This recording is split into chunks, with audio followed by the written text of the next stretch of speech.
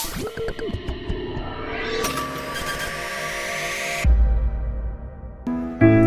kulihat bukti kasihmu,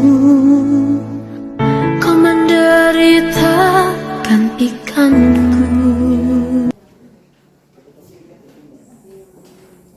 Semua anak-anak. Selamat pagi, Bu. Ya, bagaimana kabar hari ini? Baik. Terima kasih. Semua hadir? Hadir. Ada yang tidak hadir? Ada. Tidak hadir. Tani, kenapa? Sakit? Jadi tidak datang, tidak belajar? Sudah, Ibu. Oke, baik. Kalau sudah siap, ayo siapa yang pimpin kita untuk pimpin doa?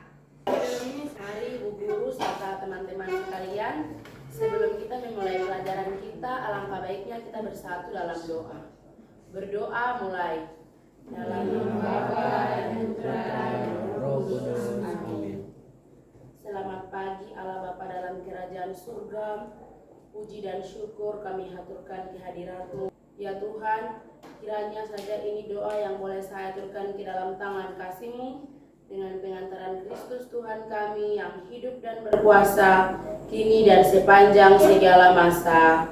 Amin. Kemuliaan kepada Bapa dan Putra dan Roh Kudus, Seperti pada permulaan, sekarang, selalu, dan sepanjang segala abad.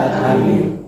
dalam nama Bapa dan Putra dan Roh Kudus. Amin. Setuju, Ibu. Ketiga? Setuju. Oke, terima kasih. Jadi semoga semua ikut aturan ini, tidak ada yang mengingkar janji. Nah, sebelum kita mengetahui tentang apa yang akan kita pelajari, ini ada tujuan pembelajaran yang akan kita capai hari ini. Yang pertama itu menjelaskan alasan orang menerima atau menolak pewartaan Yesus. Yang kedua, mengurutkan peristiwa sengsara dan wafat Yesus. Yang ketiga, menjelaskan sikap Yesus dalam menghadapi sengsara dan wafat Yesus. Yang keempat, merumuskan dengan kalimat sendiri peristiwa kebangkitan Yesus. Ya, nah itu tujuan pembelajaran. Terus ini ada profil belajar Pancasila. Di situ ada berapa? Ada 3. Coba yang pertama sampai membaca. Beriman dan Ya. bertakwa kepada Tuhan yang Yang beriman, bertakwa kepada Tuhan yang Maha Esa dan berakhlak Mulia. Nah, ini ada pertanyaan pemantik. Pertama itu, apakah pewartaan Yesus itu diterima oleh semua orang? Bagaimana? Ada yang tahu? Apakah pewartaan Yesus itu diterima oleh semua orang? Ya, karena ada yang tidak percaya. Apalagi? ada yang percaya. Ya itu kalau orang yang menerima Yesus karena wafat Yesus dianggap sebagai peristiwa yang sangat penting dalam iman Kristiani, terlebih sebagai orang Katolik. Mengapa? Menurut saya itu dia disebut peristiwa yang sangat penting dalam iman Kristiani. Menurut saya karena itu peristiwa dia mengorbankan dirinya kepada Allah untuk manusia. Ya, kita kasih aplaus luar biasa. Itu Yesus. Mengapa wafat Yesus dianggap sebagai peristiwa sangat penting? Karena Yesus itu rela mengorbankan dirinya untuk penebusan umat manusia. Karena kita sini semua orang berdosa. Ada yang tidak. Yesus disalibkan karena menebuskan dosa-dosa umat manusia. Ya, karena mau menebus dosa umat manusia. Ya, karena kita ini berdosa, maka Yesus rela disalibkan untuk bahwa Yesus itu bangkit. Ya, ada. Contohnya? Perempuan tadi melayat gitu ke kuburannya Yesus, batu besarnya sudah terbuka. Ya, perempuan pergi melayat ke kuburan Yesus dan melihat kuburan Yesus itu sudah terguling terbuka. Nah, siapa perempuan itu yang pertama menemui dia? Magdalena. Oke, terima kasih, kita punya aplaus.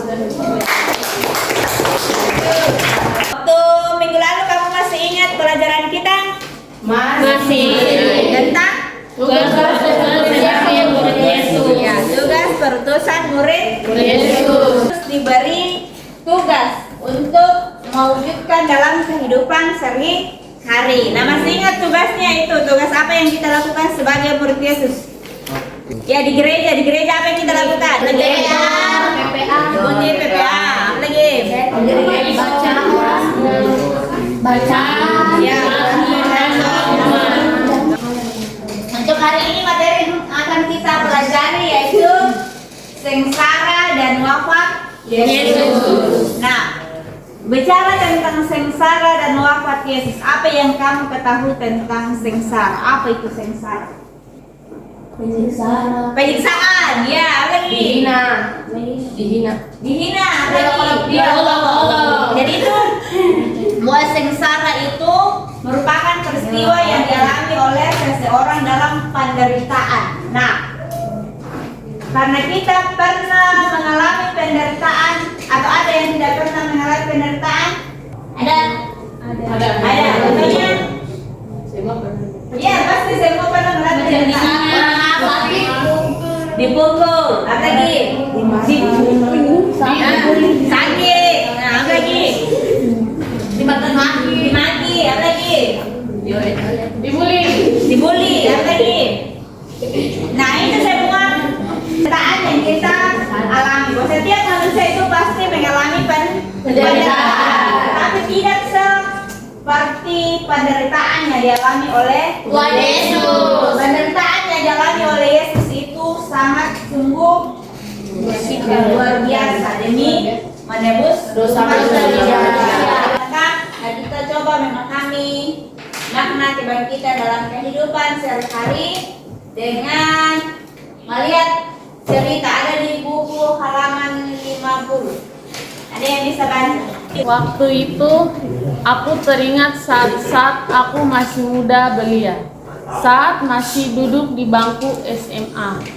Di lingkungan KUB aku sedang diadakan pemilihan ketua OMK, orang muda Katolik. Dan pada saat itu tidak ada seorang pun rekan muda yang bersedia untuk menjadi ketua OMK. Ketua lingkungan meminta aku untuk menjadi ketua OMK dan dibantu oleh beberapa rekan muda yang lain. Nah, siapa yang bercerita di situ? Siapa? Ya, di situ dalam ceritanya tentang itu tidak disebut siapa, tapi ada langsung menceritakan tentang pengalaman seorang OMK. Ada pertanyaan tentang cerita waktu itu. Persoalan apa yang dialami oleh dalam cerita itu? Ya dalam kepengurusan OMK. Oke, yang kedua. Tadi kan ada yang memberi dukungan dan ada juga yang tidak mendukung. Maka dalam cerita itu karena tidak ada yang mendukung, makanya dia merasa kecewa, sakit hati karena tidak didukung. Tetapi sebagian tadi, ya ada yang mendukung karena demi terlaksananya kegiatan organisasi OMK.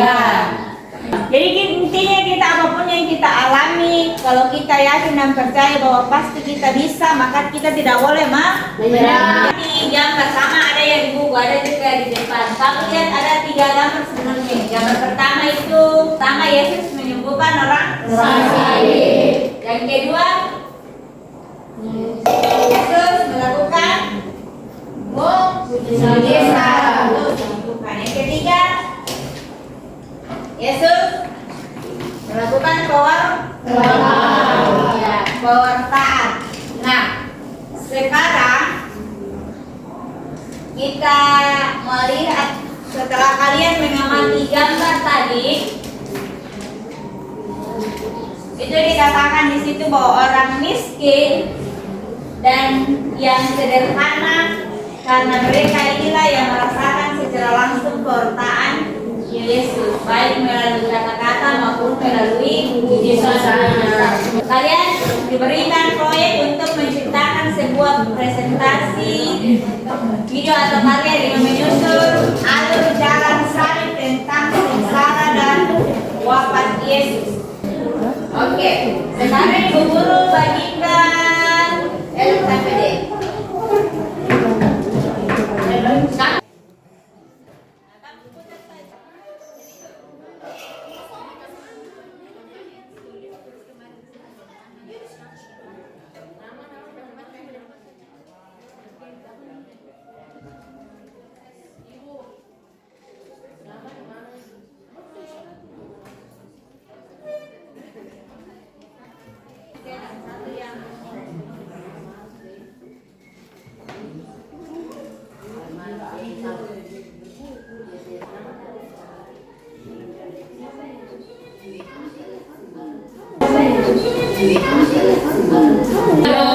Oke, kita sekarang mempresentasikan hasil proyeknya. Silakan kelompok 1 maju ke depan. Membagikan hasil kerjaan. Baik teman-teman, di sini ada gambar Yesus dijatuhi hukum mati. 2. Yesus memanggul salib. 3. Yesus jatuh untuk pertama kali. 4. Yesus berjumpa dengan ibunya. 5. Yesus ditolong oleh Simon dan Kirene. 6. Wajah Yesus diusap dengan Veronica. 7. Yesus dimakamkan. Baik teman-teman, presentasi dari kami sekian dan terima kasih. Oke, baik, kasih aplaus. Selamat pagi guru dan teman-teman. Kami dari kelompok 2 akan mempresentasikan hasil diskusi kami yang akan dibacakan oleh teman saya. Peristiwa pertama, Yesus dijatuhi hukuman mati. Peristiwa kedua, Yesus memanggul salib. Peristiwa ketiga, Yesus jatuh untuk pertama kalinya. Yesus dimakamkan. Oke, kita kasih aplaus untuk kelompok.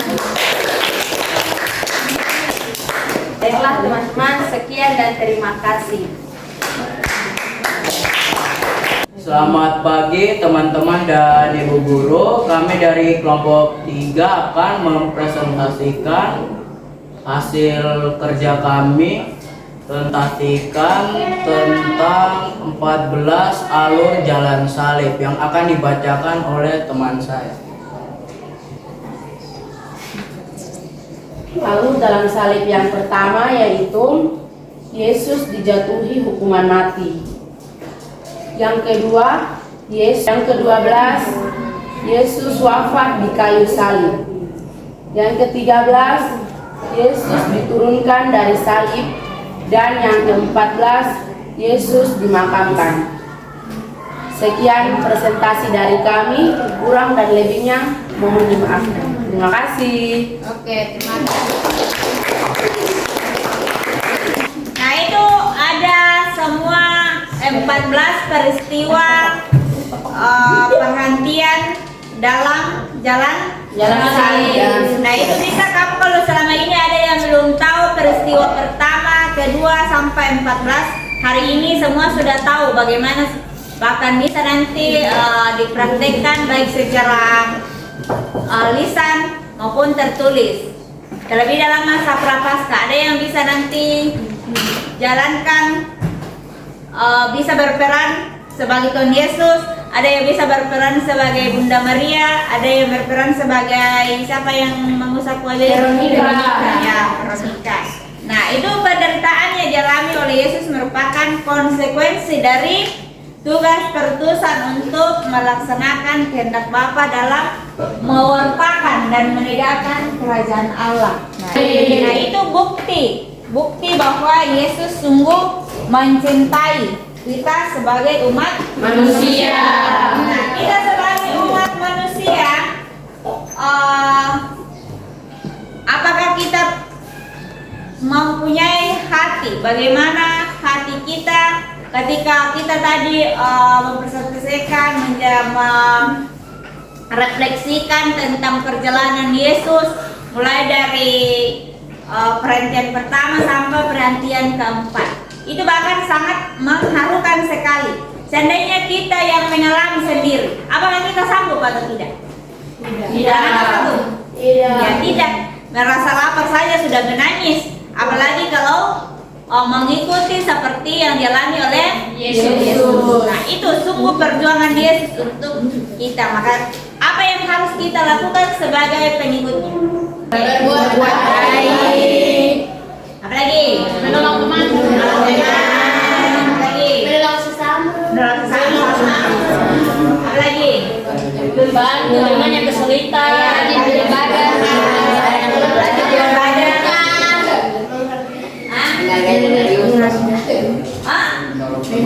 Ya, menolong teman yang luka. Apalagi?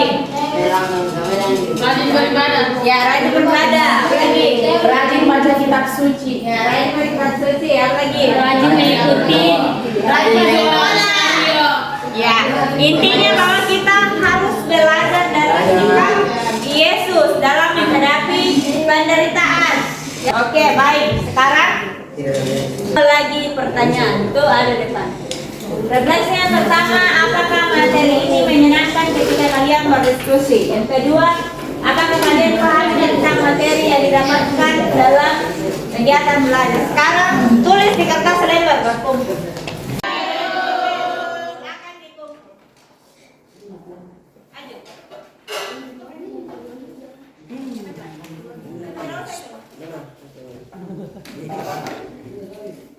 Ada yang bisa pimpin dalam doa penutup?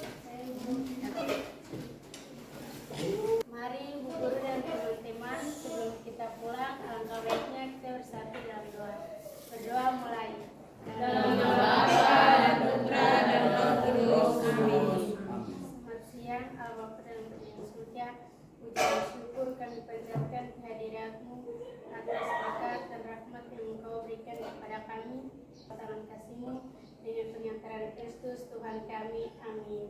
Amin. Kemudian kepada Bapa dan Putra dan Roh Kudus, seperti pada permulaan